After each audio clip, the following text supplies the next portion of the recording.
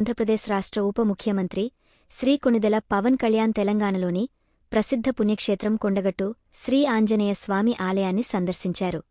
TTD నిధులతో 35,19,00,000 రూపాయలు వ్యయంతో చేపట్టనున్న ఆలయ అభివృద్ధి పనులకు ఆయన శంకుస్థాపన చేశారు.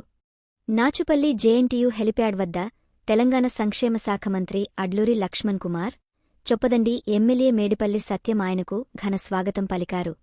అనంతరం ఆలయానికి చేరుకుని స్వామివారిని దర్శించి ప్రత్యేక పూజలు నిర్వహించారు. ఈ పర్యటనకు జనసేన కార్యకర్తలు, అభిమానులు పెద్ద సంఖ్యలో తరలివచ్చారు.